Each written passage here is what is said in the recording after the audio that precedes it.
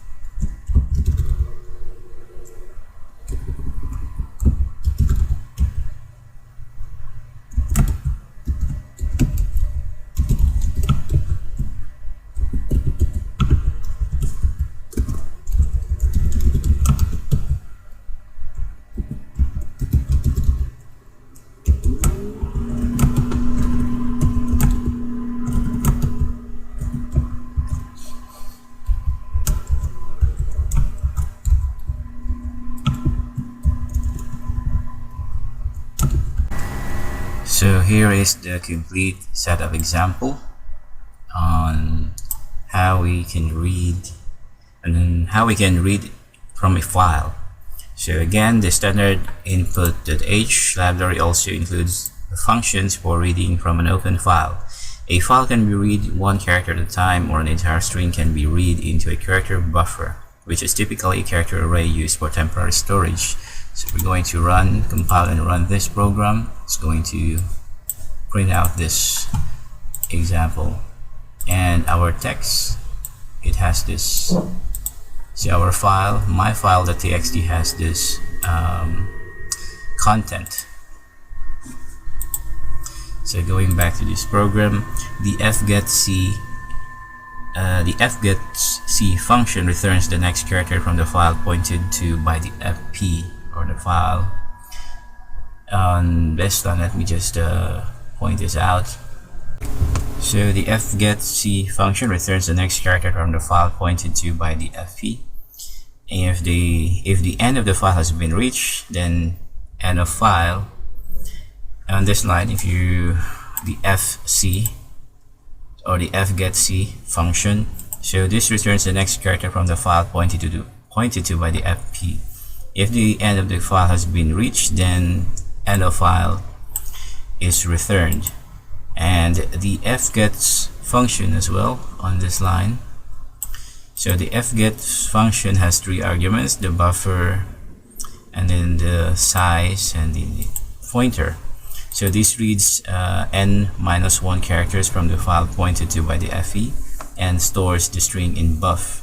A null character is appended at the last character in buff. If fgets encounters a new line character or the end of file before the n minus 1 characters is reached, then only the characters up to that point are stored in buff. And next is the fscanf on this line. Fscanf has 3 arguments as well. So it has the pointer, the conversion specifiers, and variables. So this reads characters from the file pointed to by the FP or the pointer and assigns input to a list of variable pointers bars using conversion specifiers. As with scanf, fscanf stops reading a string when a space or a new line is encountered. So this program clearly demonstrates how to read from a file. And also the get function reads up until the new line. Fscanf function reads data according to the conversion specifiers, and then the while loop in this line. The while loop reads 1 character at a time until the end of file is reached. Checking for a problem when opening the file, a null pointer was left out to shorten the example. So I just want you to play with this code. So that's it for this video, and before we wrap up, let's go ahead and test your knowledge. So I have here a little exercise for you on this tab. So I want you to fill in the blanks to open up a file and read from it. So as you may have noticed, there is a missing code in here. If you already know the answer, if you know what's missing, then put it in the comment section below. Thank you.